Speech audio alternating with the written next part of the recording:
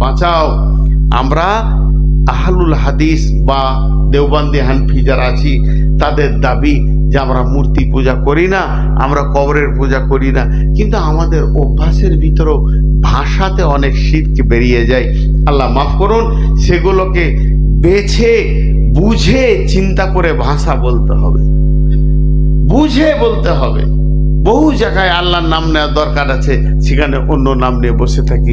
দেখবেন, ভেবে ভেবে দেখবেন। আমি বলছি একটা যেমন উদাহরণ দিচ্ছি, আপনি রাস্তায় হাঁটছেন, একটা বড় সাপ দেখেছেন, লাফিয়ে রইল, ওরে বাপরে, এটা হচ্ছে আদাতে শিরক, অভ্যাসে শিরক। বাপরে না আল্লাহ, তুমি বাপের নাম নিলে কেন? তারপরে আবার যদি আপনাকে বলা হয় ভাই 2-3 দিনের জন্য আমার সঙ্গে চলেন তো, অমুক জায়গা যাব, না মৌলানা সাহেব আমি চলে গেলে বাড়িতে কেউ খেতে পাবে না, তুমি কি আল্লাহ? আমি চলে গেলে গরু ছাড়ো না খেয়ে মরে যাবে, তুমি কি ওদের রুজির দাতা মালিক? তো এই জিনিসগুলো আদাতে কিছু জিনিস আছে যেগুলো ছোট ছোট গুনাহ শিরকের মধ্যে, আল্লাহ মাফ করুন। তারপরে নাম্বার 2, আল্লাহ তাবারাক ওয়া তাআলা বলছেন ওয়াবিল ওয়ালিদাইনি ইহসানা। 1 নম্বরটা চলে গেল, শিরক করিও না। আমি 2 নম্বরে চলে এসেছি, পাতাটা উল্টান। আল্লাহ তাবারাক ওয়া তাআলা বলছেন ওয়াবিল ওয়ালিদাইনি ইহসানা।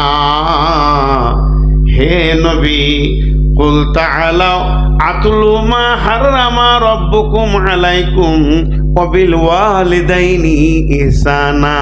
এই শব্দটা প্রত্যেকটাইতে লাগানো যাবে। হে নবী, তুমি বলে দাও, আমার গোলামদেরকে বলে দাও, তোমার উম্মতদেরকে বলে দাও, তারা যেন মা বাপের সঙ্গে ভালো ব্যবহার করে, মা বাপকে কষ্ট না দেয়।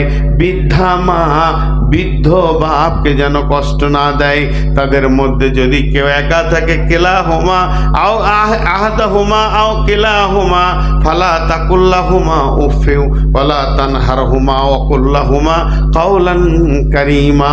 শুনে নাও, তাদের মা বাপ বৃদ্ধ বয়সে পৌঁছে গেছে, আর পৌঁছে যদি একজন থাকে, মা কিংবা বাপ, আও কিলাহুমা দুইজনই যদি থেকে যায়, ফালা তাকুল্লাহুমা উফিউ, তাদের কথায়, তাদের ব্যবহারে, তাদের ভাষাতে যেন তো আমার উম্মত, তোমার উম্মত, আমার বান্দা যেন শব্দ ব্যবহার না করে। ওয়াকুল্লাহুমা কাওলান কারীমা, তাদেরকে মিষ্টি মিষ্টি ভদ্র কথা বলবে, খবরদার ঝিকড়ে কথা বলবে না।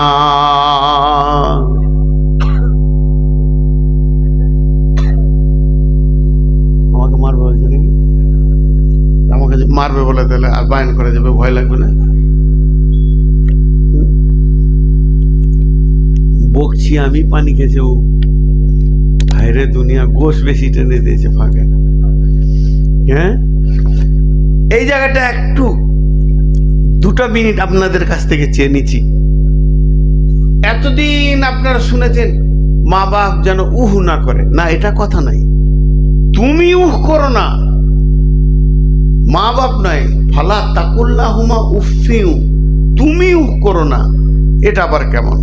মা বাপের ব্যবহারে আমি উহ করব? বলে হ্যাঁ করবে।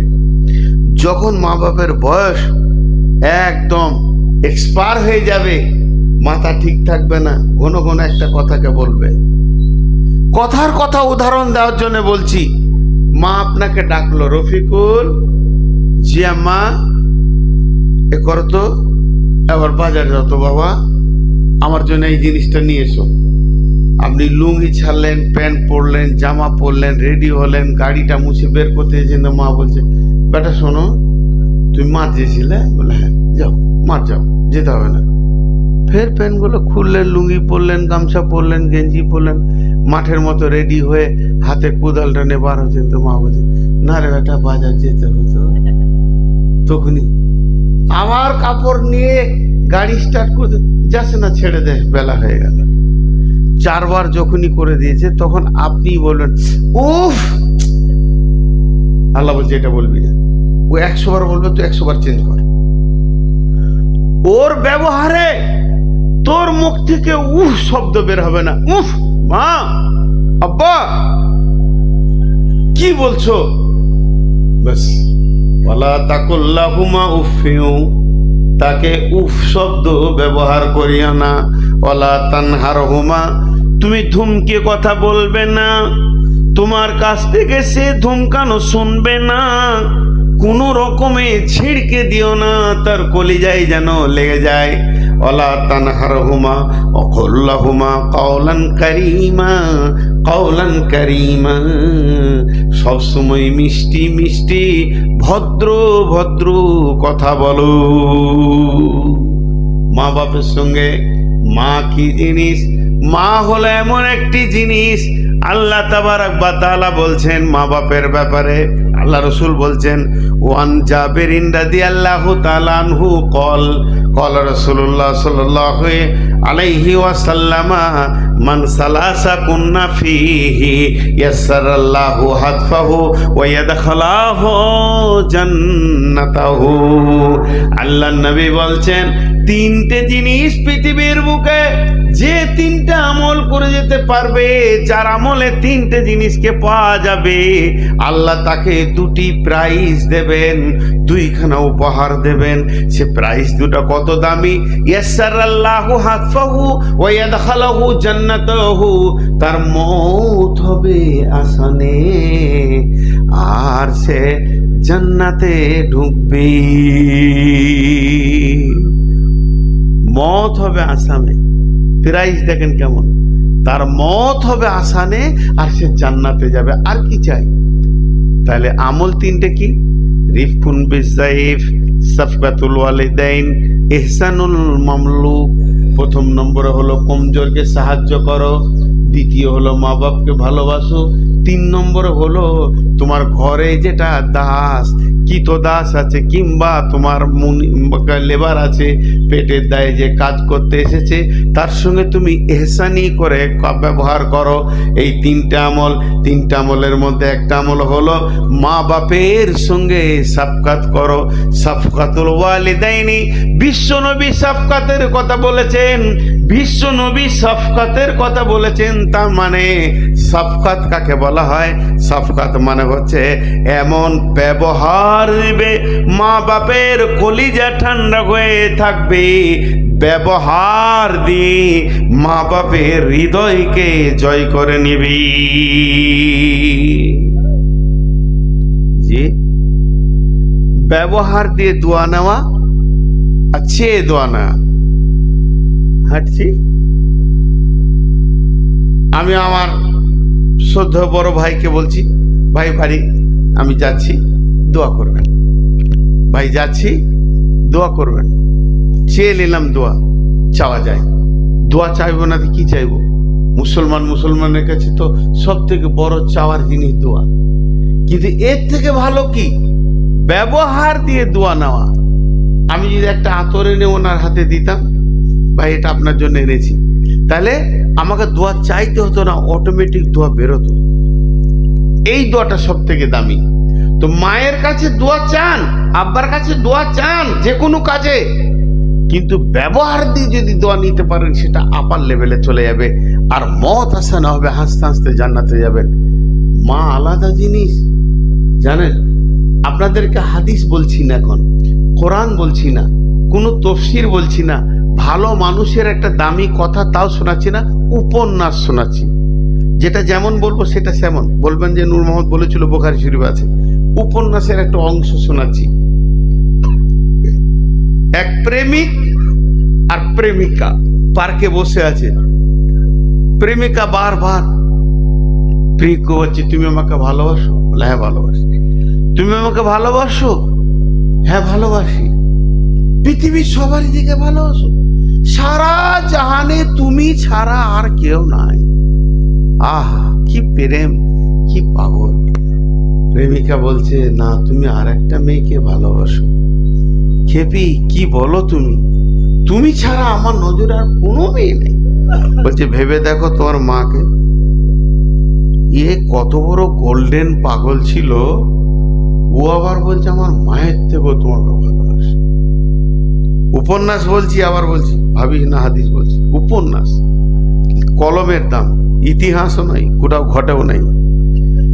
তখন বলছে আমার মায়ের থেকে যদি, তোমার মায়ের থেকে যদি আমাকে ভালোবাসো, তোমার মায়ের কলিজাটা আমার হাতে এনে দাও। পাগলা প্রেমে পড়েছে, মারল দৌড়, সোজা বাড়িতে গিয়ে বলছে মা,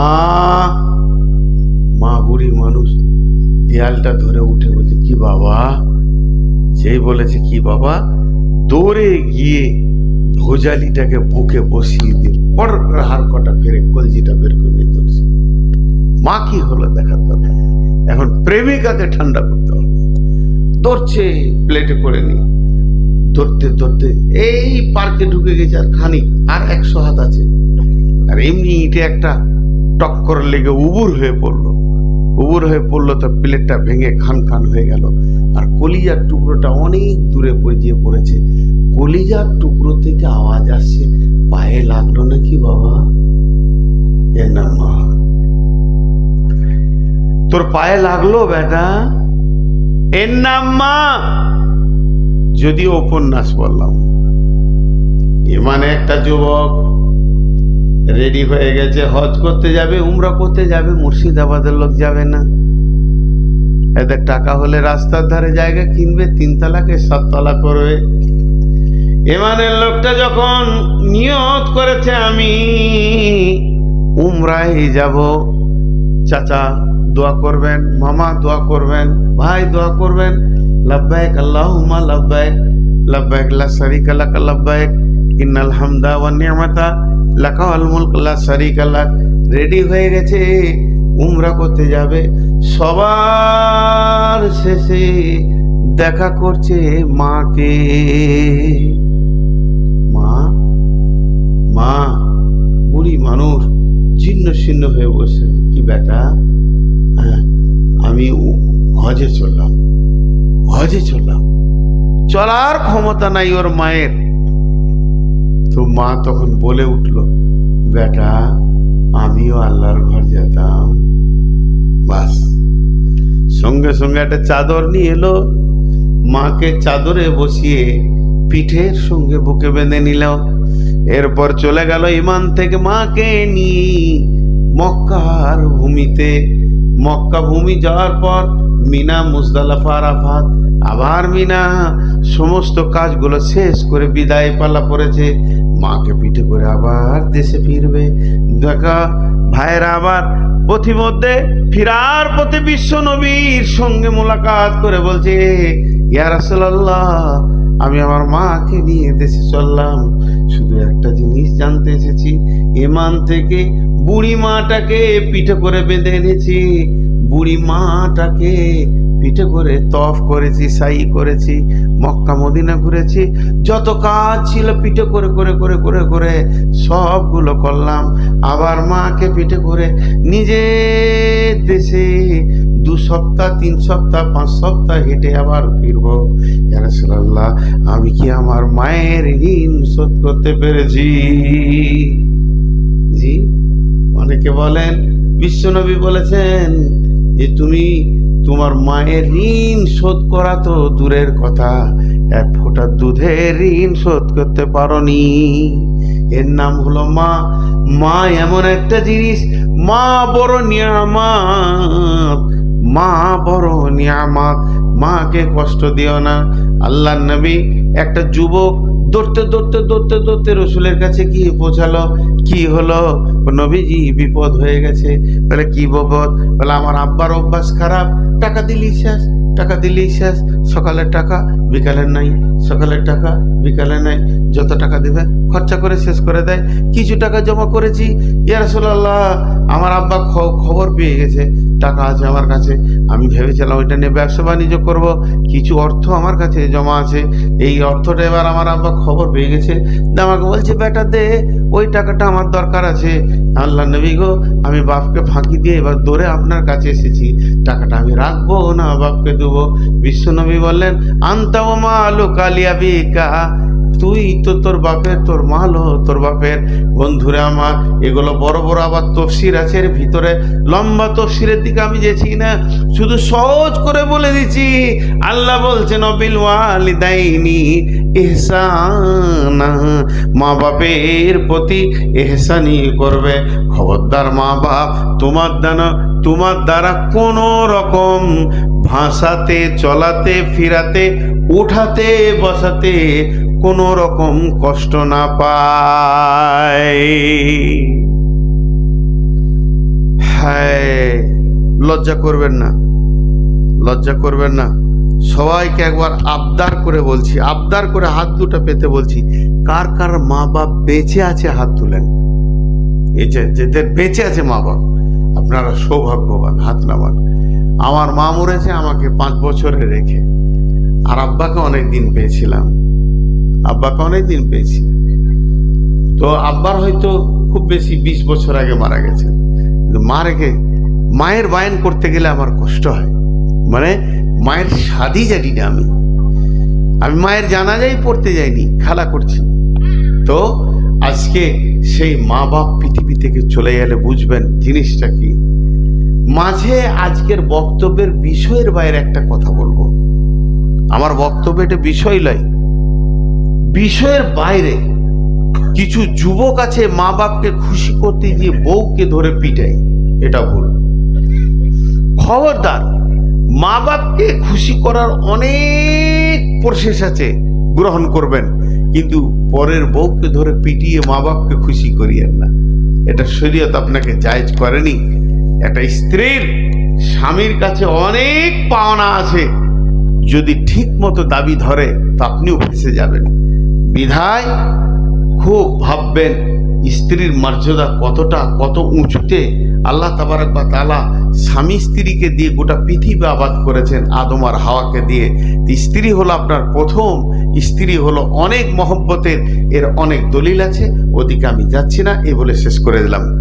নাম্বার 3, ওয়াবিল ওয়ালিদাইনি ইহসানা ওয়ালা তাকতুলু আওলাদাকুম মিন ইমলাকিন নাহনু নারযুকুকুম ওয়া ইয়্যাহুম ওয়ালা তাকতুলু আওলাদাকুম ওয়ালা তাকতুলু আওলাদাকুম মিন ইমলাকিন নাহনু নারযুকুকুম ওয়া ইয়্যাহুম। মুর্শিদাবাদ, ইসলামপুর থানার লোক।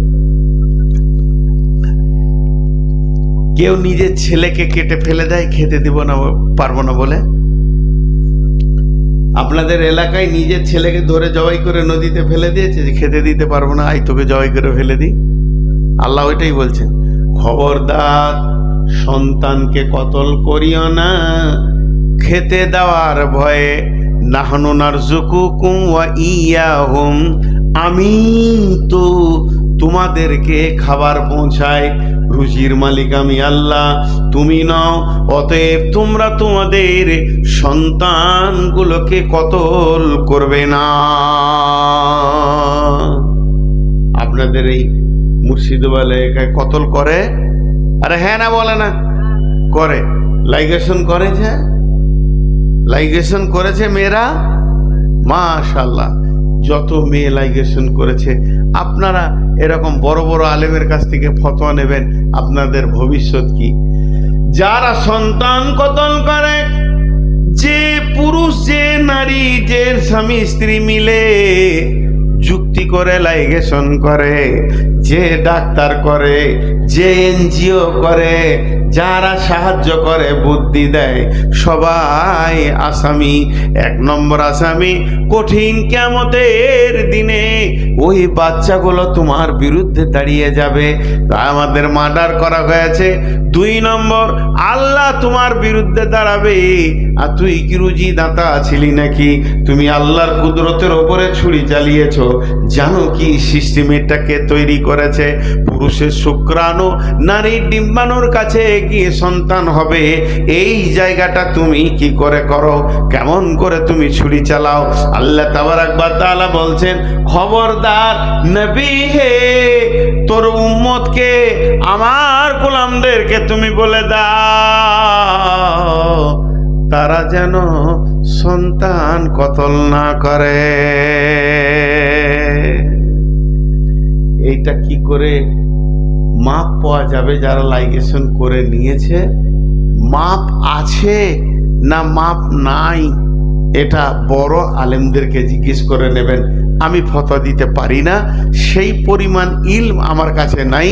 যে পরিমাণ ইলম থাকলে মানুষ ফতোয়া দিতে পারবে, তার ফতোয়া দেওয়ার অধিকার আছে, ওই পরিমাণের ইলম নূর মোহাম্মদের মধ্যে নাই। আমি কিছু বাংলা বই দেখাশোনা করে পড়াশোনা করে বক্তব্য রাখি, আমার অত পরিমাণ ইলমে নাই, আমার কাছে ফতোয়া নেবেন না। তবে আমি একটা কথা জোর দেবো, যে লাইগেশন করেছে মেয়েটা তার স্বামী, দয়া করে আপনাদের হাত পাগুলো ধরে বলছি, কোনো বড় আলেমের কাছ থেকে একবার ফতোয়াটা চেয়ে নেবেন, ঘটনাটা কি ঘটবে। আমাদের ওই এলাকার এক আলেম, তিনি বলেছেন, কারো কোনো আলেমের রেফারেন্স দিচ্ছি, কথাটা নিতেও পারেন নাও নিতে পারেন, তিনি বলেছেন এরা কসিম কালো জান্নাতে যাবে না, এরা আল্লাহ দুশ্মন। কেন? উনি খুব কড়া মানুষ ছিলেন।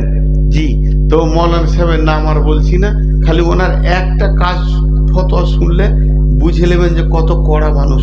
বলছে কেউ যদি পানে জর্দা খায় আর ও যদি মরে যায়, ওর কবর দেওয়া হয়, কবরে যদি ঘাস হয়, ওই ঘাসটা যে গরু খাবে গরুটাও হারাম। ওর কড়া ক্ষত ফতোয়া, ওই গরুটাও হারাম। যে ওই জর্দাখোরের কবরে ঘাস খেয়েছে, ও গরুটা খাওয়া যাবে না। একজনের বিয়ে বাড়ি, আগেকার যুগের কথা বলছি, বিয়ে বাড়িতে আগে মেয়েরা গান করতো না ভাই, মেয়েরা গীত গান করতো কি না? করতো। তো বিয়ে বাড়িতে গান করছে, একজনা বেটির বিয়ে হবে, তো ওটা গান করছে, এক মুরব্বী যে বলছে, এই গান করছিস মানে? তোর এত বড় সাহস, আমি বেঁচে আছি এখনো। এবং মুরব্বীটা কে? যে মেয়েটার বিয়ে হবে ওর বাপের চাচা, মানে ভাতিজার বেটির বিয়ে, চাচা যে ভাতিজাকে বলছে তোর এত বড় সাহস। আর তিনি মুরব্বী, তাহাজ্জুদে নামাজ পড়েন 5 ওয়াক্ত, ভালো মানুষ, যে বকছে। তো বলছি তুমি বেশি বুঝো, মৌলানা নাম করে বলছে অমুক মৌলানা আমাকে গান করতে বলেছে। হ্যাঁ, এত বড় মৌলবি গান করতে বলেছে? চ নিয়ে চ আমাকে মৌলভী সাহেবের কাছে। সাইকেলে করে গেছে, তো মৌলভী সাহেবকে বলছে বিয়ে বাড়িতেও গান করছে, আপনি গান করতে বলেছেন? বলে আপনি কি বলছেন? বলে না, তো আপনি কি নামাজ পড়েন? বলে হ্যাঁ আমি নামাজ পড়ি। তো কি হয়েছে, কি ফতোয়া? বলে বিয়েতে গান করা যাবে? আস্তাগফিরুল্লাহ, কাবিরা গুনাহ, গান করা যায় ঢোল বাজিয়ে? এ তো গুনাহ হবে। বোঝাই আমাকে বলছেন গুনাহ হবে, আর আমার ভাতিজাকে বলছেন গান করা কিছু হবে না। উজন বোঝাই বলছে, একটা মুখে দুটো কথা। আমার চাচাকে বলছেন যে গুনাহ হবে, আর আমাকে বলছেন যে তুই গান করগা। বলছে তোকে কালকে শুধাইলাম নামাজ পড়িস কিনা, তুই বলি না। তো তোর আবার ফতোয়া কি আছে? যে নামাজ পড়ে না, ওর কোরআন হাদিস কোনো ফতোয়া নেই, যা পারবে করগা। তুই তো বেনামাজি, তুই গান কর, গান নাচ, গান ডান্স দিগা, তোর সব জায়েজ আছে। তোর চাচা নামাজ পড়ে, ওর গুনাহ হবে? মুসলমানের জন্য না যায়, তোর মতো বেঈমানটা কি কোরআনের ফতোয়া লিবে রে? যা, তো করা লোক, ওই করা লোকের ফতোয়া, পেট কাটারা জান্নাতে যাবে না। এবার আমি ফতোয়া দিচ্ছি না, সব কথা ক্লিয়ার করে দিলাম। কারো কাছ থেকে নিয়ে রাস্তা থাকে তা বেছে নিয়েন, এটা হলো কাবিরা গুনাহ। আল্লাহ তাবারাক ওয়া তাআলা বললেন, তাহলে 3টে